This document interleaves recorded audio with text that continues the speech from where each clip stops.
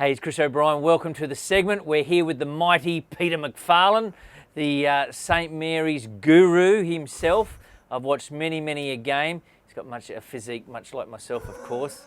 Hey, listen, first question. Have you retired or not retired? I have retired. I'm going to say it. I've retired. But obviously, jokes aside, obviously your body still can cope with that level of physicality. Yeah, I'm probably the fittest I've ever been, actually. And without sort of disqualifying how old the age is, but you're over 30? 37. Woo! Actually, nearly 37. 37 next week. There we go. Really? So that's a big statement, saying you're the fittest you've ever been. Why is that? Is it a focus or? It was just a bit of I got to a point last year, actually, where I'd put on a lot of weight. I was drinking a lot. Nearly daily, it's easy to do up here, having 3 or 4 beers after work, and I was just really unhappy with my body, and also just the way I was thinking, just my mindset. So last 12 months I've been on a massive sort of personal development mindset journey. So we're here to talk business. Yep. And somewhere along the line you had the crazy idea, I'm going to go and run my own ship. Yep. So tell me about that journey. So obviously you're a chippy by trade. Yep. And the business is called PMAC Construction. Yep. So what happened? So I was worked for my old boss for about 10 years, loved it, but just knew that I didn't want to work for someone else forever. Wanted to have a bit of freedom, I suppose, to choose when and how I worked. And so I started studying, went and got my builder's license. Registered builder, and then started my own business and slowly started doing a couple of days a week for myself while still working for the old boss, and then gradually transitioned from doing 5 days a week with him to 3 days, and then pretty much exclusively working for myself until I finally cut the cord. But you guys still work together? Yes, so after probably about 6 months of me going and helping him out when he needed and vice versa, I asked him if he'd come and work with me as basically a business partner. And he was, after a while, he said yes. So he let his business license lapse, and now we just do everything under mine. And he's basically there as a mentor, and he's still the boss on site basically, but I'm running the business side of things away from the building site. That's a great story. You don't hear that too often. Like normally they're a bit of a train wreck. Yep. But no, really well done to you. So how's it been? So 2 years in. Yep. Easy journey, happy journey. How's it been? There's been a lot of ups and downs. It hasn't been easy, but I'm enjoying it. I really like what I do. We sort of started the business at the bottom of the housing market for quite a while. Yep. A lot of people said I was crazy trying to start a building business at that time, but I was just prepared to have a crack and see what happened, and sort of relying on our good work, our quality of construction to hopefully get a bit of word of mouth. And so far so good. We've been quite busy. I've actually been able to grow the team. I've put on an apprentice. Just recently I've put on another qualified tradesman. So we've actually grown our business in the last couple of months, whereas a lot of people unfortunately have been struggling because of Corona, but we've gone the other way. So tell me about, is there a point of difference with your business? So what actually do you do? Yep, so we are residential builders, custom builders. We do new builds, extensions, renovations. We don't price against the cheaper builders in Darwin. We think that like to think that we're sort of a mid to high end product, and we take huge pride in our quality of our work and our finishes. So that's what we do. Yeah, good. And so for yourself, you've got a lot of support around you, as in business mentors, and it's something that I would say you're very lucky. A lot of businesses, when they start off, they don't have that. So you've obviously had a guy that's been in the industry for, you said 30 years? 30 years, yeah. So tell me what that support is, and I think it will shock people actually how much support you do have. Yep.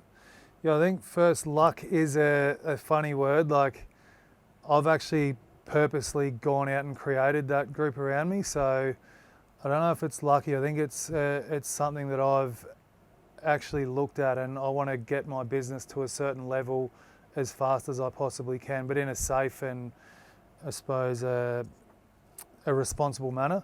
So that's why I've actually gone out and sought mentors. Like you said, my previous boss has been a builder for 30 years, so he's a great one to lean on for building advice.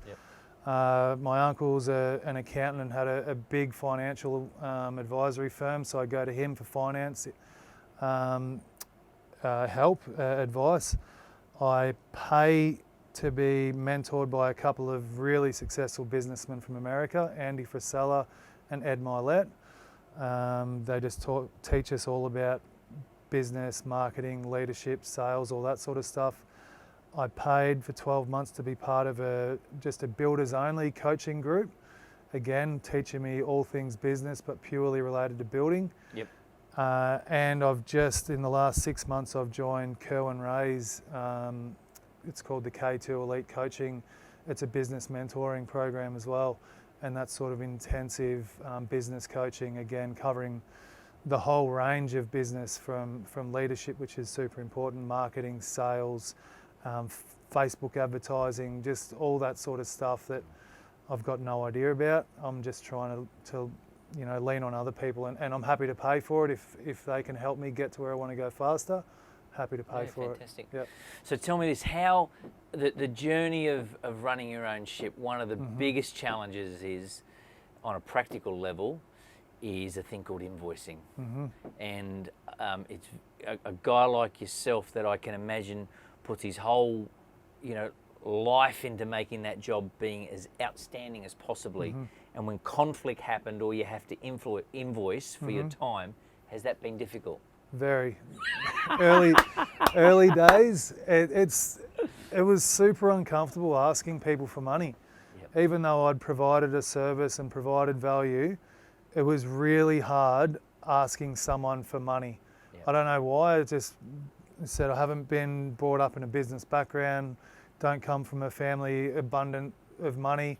So it's always been something that I've had to work really hard for. And I'm not sure what it is, whether it's just a mindset thing, I don't know if it's something we don't get taught in schools, but after a while and doing a lot of this coaching and mentoring, I've sort of realised that we are providing service to people. We are providing really good value, I think, for the work we do. So it's gotten easier, put it that way, to send an invoice out. It's a real challenge. Tell me this, what would you, every industry through the moment is in some way, suppliers, right through to every part of industry is going through a major challenge with COVID-19.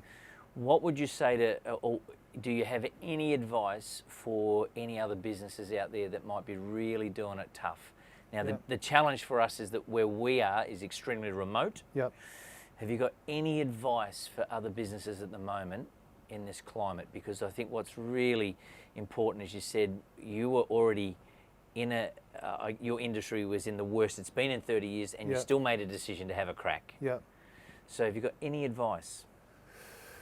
From my work over the last 12 months on myself personally, I would say mindset is huge. Doesn't matter what the situation is, I always try and find a positive. And just Ed Milet, one of my mentors, one of his sayings that I love is that everything happens for us, not to us. So when you don't play the victim in any situation, when something happens to you, good, bad, or otherwise, say, right, why has this happened for me? What can I take out of it? What's the positive? What can I learn from it? How can I improve? With the COVID situation, right, a lot of people have been shut down. So what is this going to teach me for the next time a crisis comes up? Roughly every 10 years, there was the GFC, now there's this, there was the terrorist bombings in America. There's always something that's going to come up and try and derail us, I suppose. So for me personally, I'm trying to work out, right, what can I learn from this crisis that I can then improve on and do better next time? And a lot of people might have to pivot their business or come up with a contingency plan. which I never even knew what a contingency plan was. But my mentor, Kerwin, has been great over this whole time and has told us that you need to have a contingency plan for if something like this ever happens to you and your business. You know, what are you going to do? So, yeah, I'm just trying to take the positives and the lessons out of it. No, awesome, mate. And I think the one thing I've also heard about you is that your wife is in business as well. Yep. Crazy, both in business. Yep. Do you get time for yourselves? I mean, it sounds like you live pretty busy lives. We do. We get to see each other for a couple of hours each night, if we're lucky. But yeah, Lynn runs a healthy gut centre up here in Darwin, and she's super busy. She's got a great little business, and yeah, it does make it tough at times. You know, I'd love for her to be doing my admin work and that sort of thing, but unfortunately, I get lumped with all that sort of stuff as well. But I just think we make it work. We try and have Sundays together. Yep. But yeah, it's a different dynamic, but there's a lot of other people in the same boat. So we just try and do it as best as we can and still try and make some time for ourselves and our little daughter. Yeah. Last kind of question for you. Yep. You've obviously got a very clear idea of the type of business that you want to build. Mm-hmm. How important is vision and purpose? Yep. For I guess in what you understand as building a business. Yep. You know, you've got, and what is that business that you want to build? Yep. Yeah. So it's definitely something that my mentors talk about a lot. Is about goal setting and planning and having a vision for the future. And so my vision for the next 5 to 10 years is I want to become the most trusted, sought after custom builder in Darwin. I want to be up there with, you know, who would it be at the moment? Tom McCulloch, I think he's McT Homes at the moment. There's a couple of others that are really sought after custom builders. They do great work. I want to be up there with those guys. Ideally, I'd like to be building 8 to 10 custom houses a year, and I would like to have a couple of crews running so that we can get through that sort of volume of work. That's sort of where I want to get to in the short to mid-term. Yeah, awesome, mate. And so what you're saying, what you've got to do me a favour, if my wife ever calls and says, can I have a shoe drawer? You just say, we don't do that. It's not a service we offer, all right? Deal, right? Hey, listen, deal. Hey, it's been awesome having you on here. And the last thing I just want to make sure we're really clear is you're definitely not going to be playing footy again? Oh, I don't think I will. If I do, my fiance will kick my ass. But no, look, I don't think so. I actually got to spend a bit of time in the coach's box with Chopper and the guys this year, and I actually really enjoyed it. I liked helping out with that side of things. So maybe I can just get my footy fix that way. Dabble a wee bit. Awesome, man. Thanks for your time. Thanks, Chris. Cheers, mate. See you, buddy.